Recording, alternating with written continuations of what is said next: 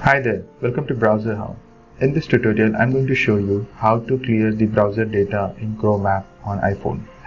So if you have been browsing a lot of websites, a lot of junk has been collected. So in order to clear that, what you can do is you can tap on these three dot options, and within that options you have this clear browsing data. Just select that and you would have this different options here where you can choose to clear the browsing history, cookies, site data, cache images, files, passwords and autofills. Now passwords and autofills are generally not recommended, but you can choose other three options which will clear the browsing data. At the top you would be also having this option to choose the time range where you can choose it to clear for last 7 days or 4 weeks or all time, and based on your selection the data will be cleared. Once you have selected all the required options, you would be able to just select this clear browsing data and confirm the browsing data will be cleared.